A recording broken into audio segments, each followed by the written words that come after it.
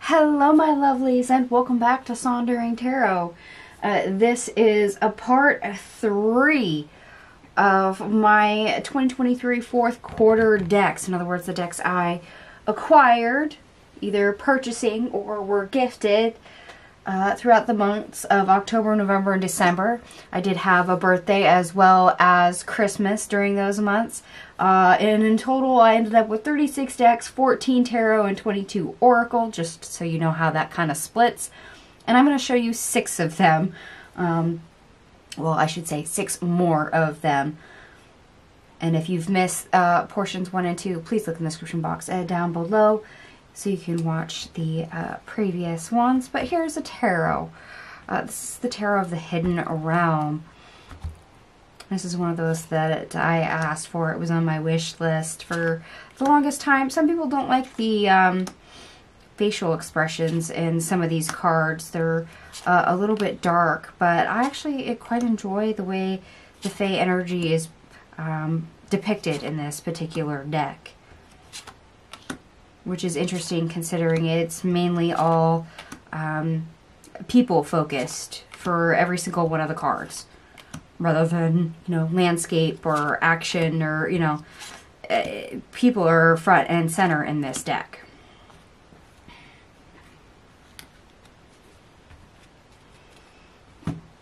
Okay, and now we're going to switch over to Oracle, because I have so many Oracles I acquired in 2023, especially in the fourth quarter. This is the Energy Oracle by Sandra Ann Taylor. This is a very popular deck. This is a very well-known deck.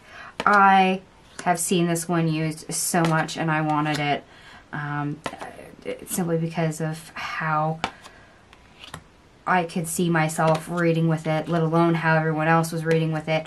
Plus, I liked a lot of the keywords that were on some of these cards.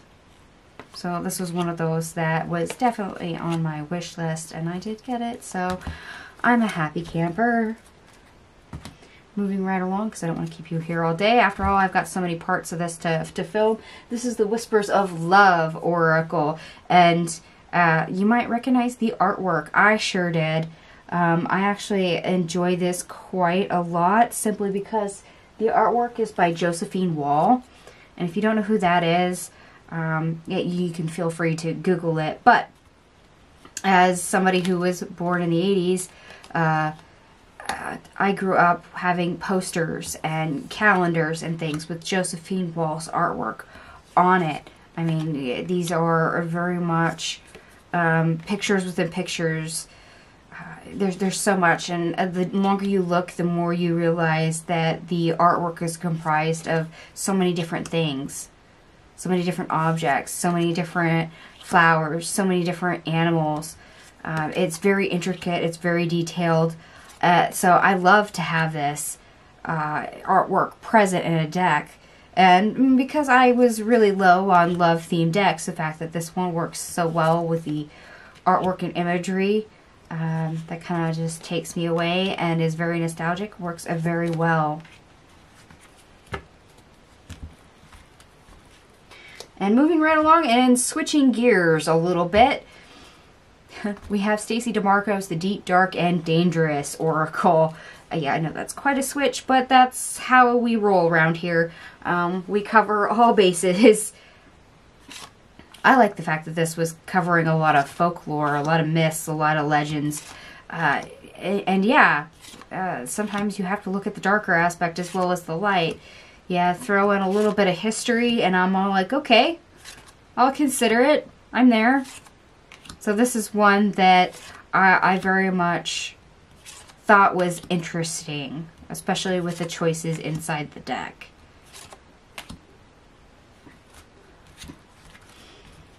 Moving even further along, here we have the Dark Light Oracle.